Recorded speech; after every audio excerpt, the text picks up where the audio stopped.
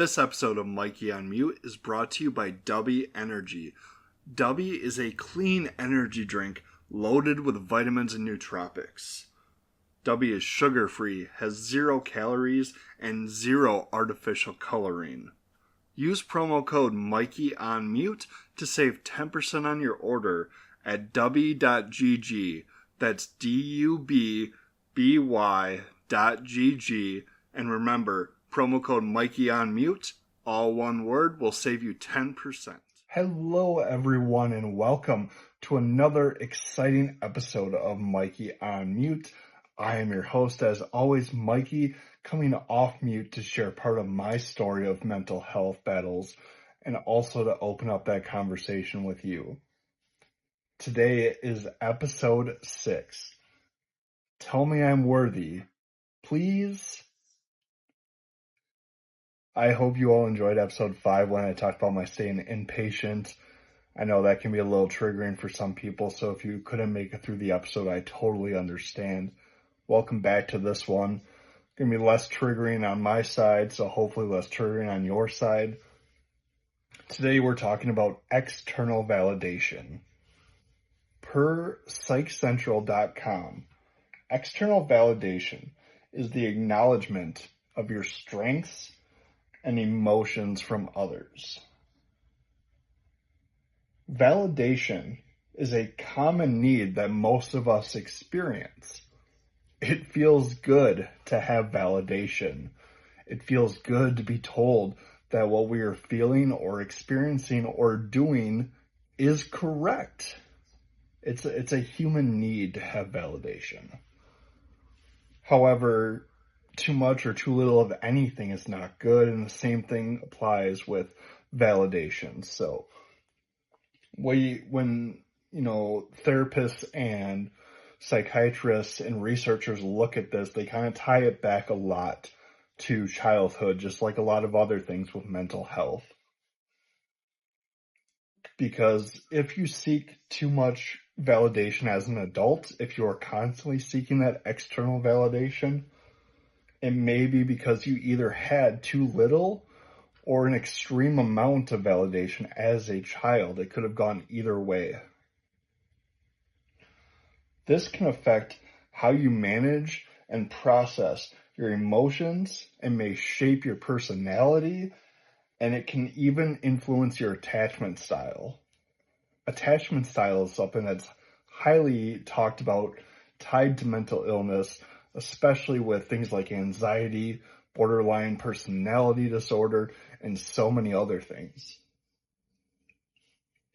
If you are growing up not feeling valued or receiving that validation that you deserve or need in your life, because please understand that even though you were a child, your needs are still valid. You need those provided, that validation provided to you. It's a human right, even for a child. So if you're not getting that as a child, it can really mess up how you regulate your emotions into your adulthood. If you're not getting enough of that validation, it can throw off how you process things. This can really change how you go about life, and it may come up as difficulty trusting others. It could be, unpredictable or confusing behaviors. You're not sure why you're acting this way or have no logical reasoning behind it. And it can even lead to conditions like BPD, like borderline personality disorder, which we will talk about a little bit more at a later point. On the flip side of things, if you are growing up being over-validated, gaining too much validation from your family, your friends, those around you that you surround yourself with, this can really bring up a difficulty in interpersonal relationships as you do get older. You see these people usually have a sense of entitlement. They have some sort of value already built up in themselves, which normally is great to have that value inside yourself. But when you feel entitled and have a privilege and think that you are above others, that may be a result of gaining too much validation as a child. That, as a parent, speaks to me in so many ways. It's so strange. Like, you want to make sure you are providing that validation for your kids, but now we have to worry about not over validating them.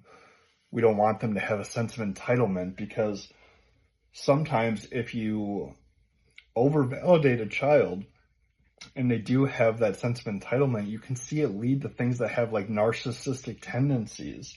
You don't want them to have behaviors that are that of a narcissist. So it's really a fine line to toe whether you are a parent, child, teenager, anywhere in between. I don't have some magical answer on how to, what's the right amount of validation. I think that's a personal question for everybody.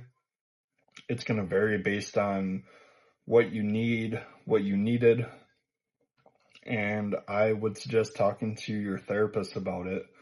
I know I've had to talk to mine a few times about my attachment style and how that's influencing me. We're working a lot on internal validation. How can we give me that validation I need from the inside and not seek it from outside sources? That goes along with my work I need to do with self-compassion, self-esteem, being nicer to myself. So this all kind of wraps together. At least for me, it speaks loudly. Now that we talked a little bit about what external validation looks like and where it could come from, again, I'm not a therapist, I'm not a researcher. This is just me talking. Please continue to do research, ask questions of others, your therapist, credible sources online. Make sure you do your research. But now that we've talked a little bit about what it looks like and could come from, I want to explain some external validation from my story. So tie it all kind of back in. We're still on that journey, walking through some highlights of my mental health journey that got us this far. After episode 5, we leave inpatient treatment. It was, like I said, inpatient wound up being one of the best and one of the worst things to ever happen to me. However, it provided a lot of other kind of avenues that it could go down. Almost like a false sense of reassurance to myself that, hey, I went through inpatient, everything's good. Not the case. But when I did leave inpatient, I was looking to surround myself with a community, with people that could support me, provide me with guidance, challenge me to grow, push me in the right direction, and be honest with me. When I looked for all of that stuff, I instead found TikTok. This was 2020, so 4 years ago, TikTok was a different place than it is now. I was in a much different place than I am now. I even had a good discussion with my wife earlier about what it's going to look like me on TikTok going forward, from back then to now. And so it's really interesting to see. But when I was looking for this group of support, TikTok wound up being an interesting turning point for me. Originally, I was going to use the platform as sort of a video journal. I wanted to take the words that were in my head and put them physically somewhere, just speaking them out loud to try to kind of clear that overload that they sit in there with. My brain operates at such a fast speed, and it's trying to go down every possible path. It's trying to figure out how to fix every solution in front of me. It's trying to understand how to act. It's reading body language to try to, I guess, mask and be what I can be to not upset the other person, whoever I'm around, whether that's a single person or a group of people. It has this desire to watch their body language and then try to, I guess, come up with, what are like 7 different possible things that they could say or could happen, and how am I going to react to those situations if they do come up, so that way these people don't think I'm weird and that I still fit in. It's mentally and physically exhausting existing inside my own head. Again, this is my own experience. I can't speak for others, but I know that there are others out there that it feels very, very exhausting to be in your own head. And I want you to know that it's okay, it's valid to feel that way, that you're not alone. There are other people out there that struggle with this. And it can be something that really is hard for us to put into words, because we don't understand it even, how it's happening. But it's going so fast in so many directions that we don't know what's going to come out of our mouths. So I wanted to use TikTok as a platform to be able to, I guess, slow down my mind. If I can speak it out into existence onto video, then perhaps it will help me focus on that one thought, help me process and be able to, take it back to my therapist and go, hey, this is kind of what happened when I spoke it out loud and got it out of my head. Did I pick it apart too much? And we could go from there. Something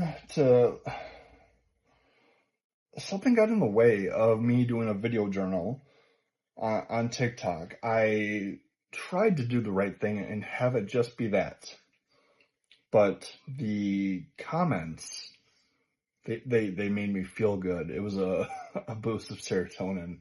I noticed trends. Our brains love trends and patterns. So seeing the trends online on TikTok, and I want to do that. I want to make a video like that.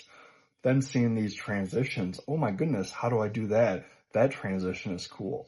And it gave me something to hyper focus on. And suddenly my brain jumped from video journal to TikTok star, not really star, just a person that was seeing trends, wanted to fit in, and thought that this was the way to a safe community, was to do these trends, try to fit in, learn the transitions, be cool. And that's kind of where my mind was at that point. Doing this brought me to a certain part of it. As we have talked about, just in general, not particularly on the podcast, but as people, we talk about the algorithm a lot. What brings you certain things with the algorithm? If you like certain content that has a certain keyword or hashtag, and you consistently like things that are similar to that, it'll bring you videos that it thinks it wants you to see. So if you like certain trends, it's going to bring you those videos. If you are watching cooking videos all the way through and reacting to them and commenting, the algorithm wants to bring you more cooking videos. Seems to make sense. It's logical. The things that I was liking on TikTok, though, were not cooking videos. I was not liking, these home videos of digging holes and making things out of dirt and all of that. No, what I was liking was the darker side of the internet, the darker side of TikTok. If you want to put it into terms of what TikTok is kind of like today, it's probably more what they call like book talk, which is that spicier audiobook things. Back then, we had phrased it as kink talk, which was kind of like BDSM thirst traps. People that were really into the dynamic of the BDSM world.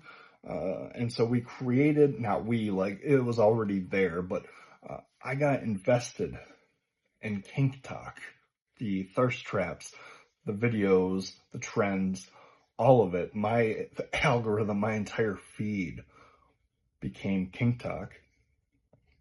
And I met some certain people that kept popping up on my page, and we were able to like and comment back and forth and create this kind of bond. And suddenly I found myself talking to these people on a regular basis through the internet.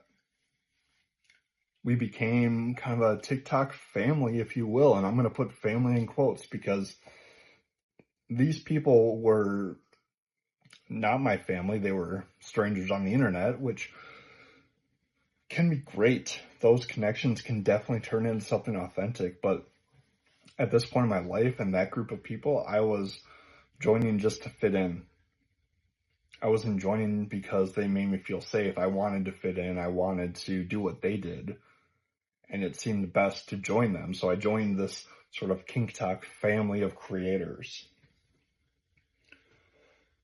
That also came with some major flirtation and investment in kind of like a online dynamic, if you will, with someone from a different state.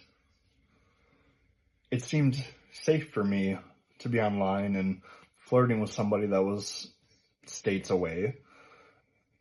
I could put my, people skills into play, see if I could still flirt, if I could have those conversations without any real consequences at the time, because I thought, hey, I'll never see this person, so I can talk to them. And I was talking myself into it. I was giving myself excuses that it was okay to do these things, that it was helping me somehow.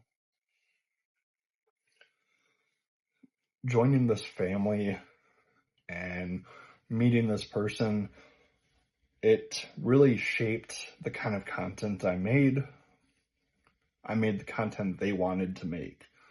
I did the trends that they wanted to do. I presented myself how they wanted me to present myself.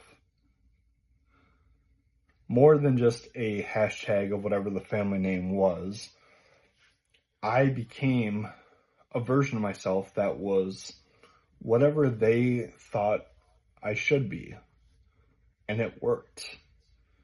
I had a few thousand followers at one point, and it made me feel good to see the comments, the reactions, everything. It filled me with happiness and serotonin. And I was getting this bonding moment with this person from another state. We had this online dynamic, this online relationship. And it seemed so real, as in it felt like being heard and seen, and it felt validating. It felt like I was doing the right thing. I had gotten out of inpatient, and now I'm finding a community, and I am presenting myself as what I thought was my authentic self, but it just turned out to be another version of me that others influenced. I was so desperate to feel accepted that I attached without question, latched on to this person, to this group, didn't even think about it. They showered me with compliments. They made me feel like I was everything they ever wanted, that they ever craved. They truly told me that I was the complete opposite of what their ex-husband was. That phrasing hit me kind of like a brick, but it was the same thing that I thought when I first got separated while I was going through my divorce. I was looking for somebody that was a complete 180 from what my ex-wife was. And so this phrasing from this person in another state hit me, and I'm like, I know exactly what you're talking about. And I don't know if we trauma bonded or it felt like that little phrase cemented any, it erased any concern and cemented that this was supposed to happen in my head.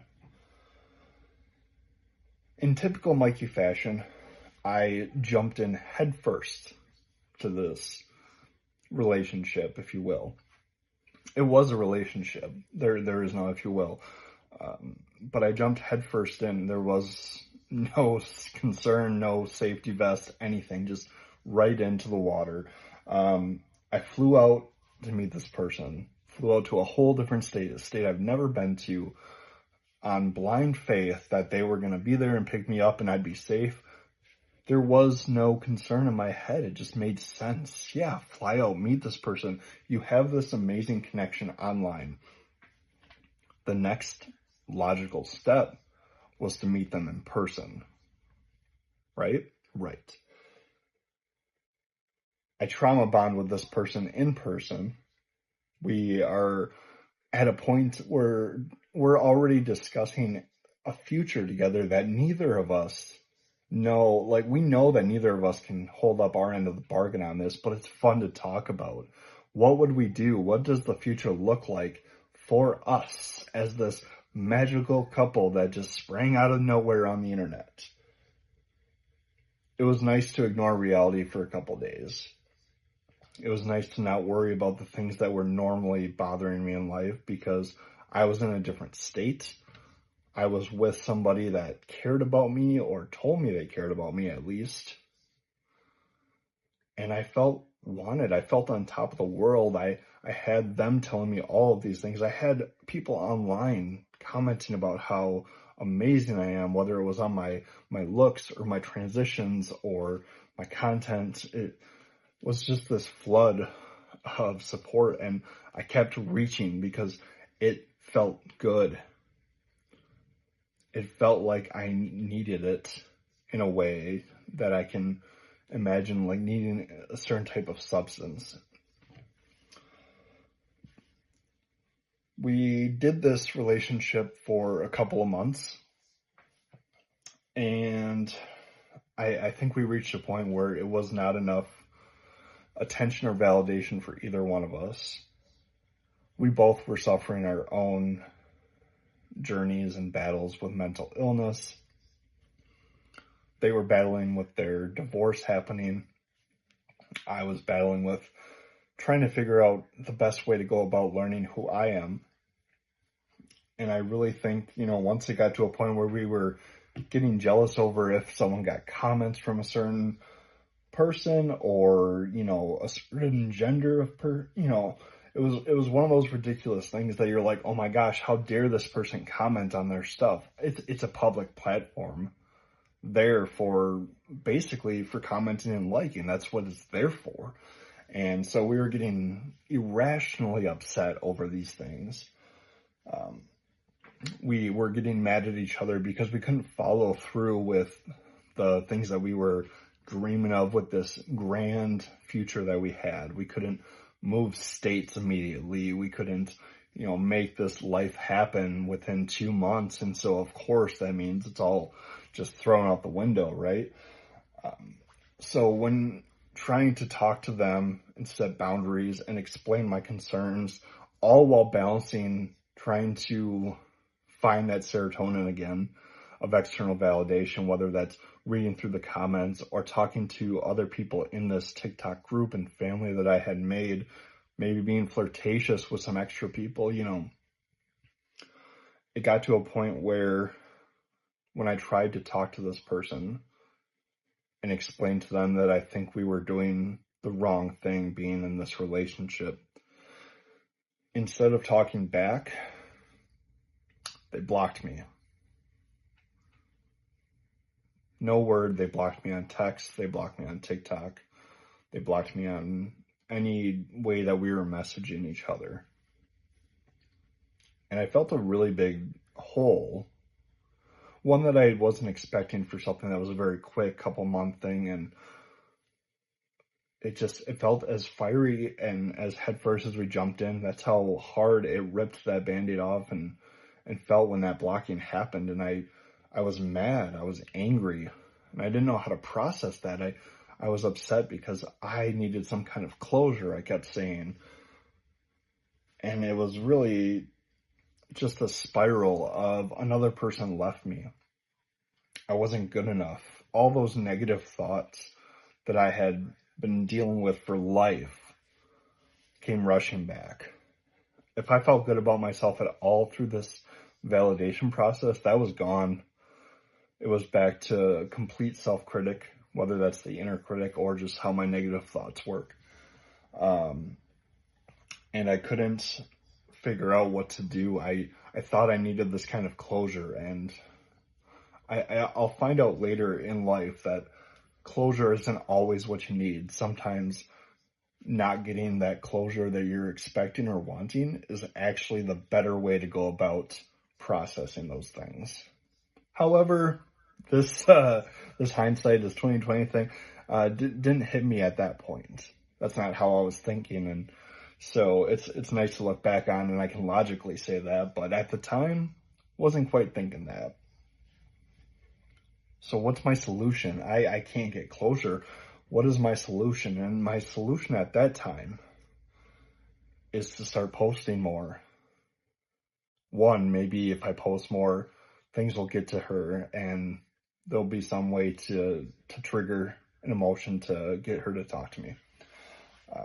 I started posting racier and racier content on this Kink Talk, things that were edgy, and pushing the envelope to a point where I got deactivated or banned, went against some community guideline, or got reported for something.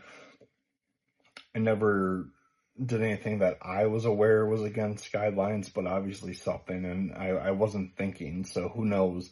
But at some point I got removed from that, and that was kind of like a slap in the face. Like, this community that I found after getting out of inpatient, this online community that was filling me with serotonin, now was gone just as quickly as that online relationship was. And so I am out of a relationship that I don't have any closure on, banned from the platform that I was making friends in a community on. And I use friends very loosely. These were acquaintances at best. And I had to kind of put the phone down, turn around, and realize that what I've been trying to avoid is the real world. Whether that was what I did prior to going into inpatient to try to mask that, or what I did after inpatient with this major example of external validation.